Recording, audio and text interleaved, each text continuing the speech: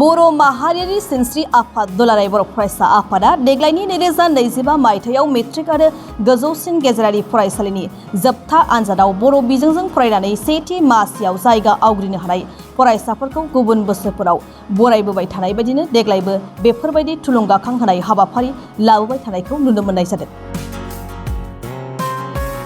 उदालगुरि जिल्ला फालिरि दखरा दुलाराय बर' फरायसा आफादनि सिङाव थानाय साग्लिजार दालाय एबसुनि बानजायनायावबो ओनसोलनिनो आमलायगुरि गुदि फरायसालि नब्लाङाव सानसेनि हाबाफारिजों देग्लायनि मेट्रिक आरो गोजौसिन फरायसालिनि जोबथा आनजादाव साग्लिजार ओनसोलनिफ्राय सेथि मासियाव उथ्रिसार जानो हानाय फरायसाफोरखौ बरायनायजों लोगोसे थुलुंगाखां होनाय हाबाफारि लानाया मैयानि सानाव नुनो मोनो।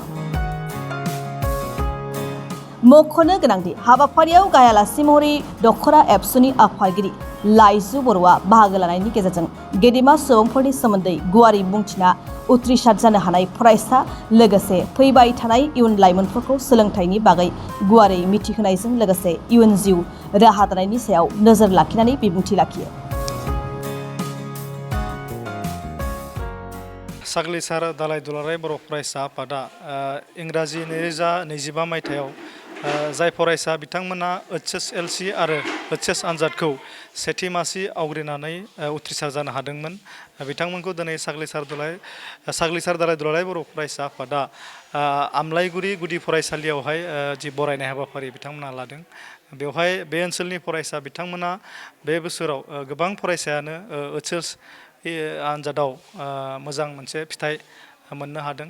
बिथांमोनखौ बरायनाय जे हाबाफारि बेयाव आङो दिनै बाहागो लानानै खोब गोजोननाय मोनदों। मानोना नैबे ओनसोलनिफ्रायबो दिनै फरायसाफ्रा मोनसे फरायनायाव जांख्रिखांनाय मोनसे थासारिखौ जोङो नुनायखौ जोङो खोब गोजोननाय मोनदों। बेजों लोगोसे जोङो खावलायदों जे फैबाय थानाय समाव आरोबाव बिनिख्रुइबो मोजांसिन जोङो मोजांसिन फरायनायाव जोङो गोसो होनानै साक्सेस जानांगोन बेखौ जोङो दिनै खावलायबाय फरायसा बिथांमोनखौ। आरो बे ओनसोलनि साफ्रोमबो फरायसा बिथांमोना बाहागो लादों, गार्जेन्स बिथांमोना बाहागो लादों।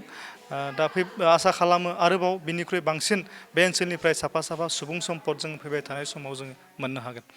जों नुबाय नैबे ओनसोला गोबां गोग्लैसोनाय ओनसोल, जिहेतु बेयाव थांलाय फैलायनि हान्थामेलानि राहायाबो गोबां गैया, बेबायदि सोलोंथाइ फसंथानफोर बेयाव जों नुनो मोनाखै। अब्लाबो दिनैनि दिनाव केसियारबारियाव थामहिनबारा बारायबायदि दिनै मोनसे जारिमिन सोरजिदों। थारैनो नंगौ।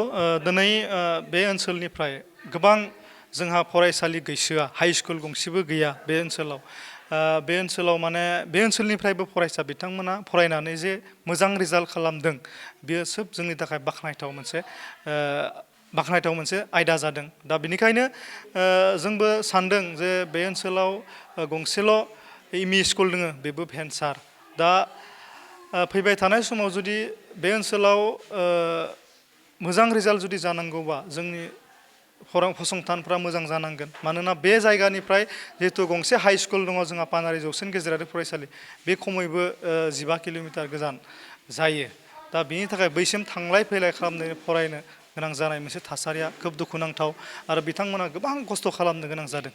बेनिफ्राय बिथांमोना बेबायदि मोनसे रिजाल्टखौ लाबोनो हादों। आसा फारिदों फैबाय थानाय समाव जोंनि सोलोंथाइ बिफाना जा बिनि सायाव नोजोर होनानै जों खामानि मावो, बेखौ जोङो पानारि दखरा दुलाराय बर' फरायसा आफादनिफ्राय जों खावलायहरो।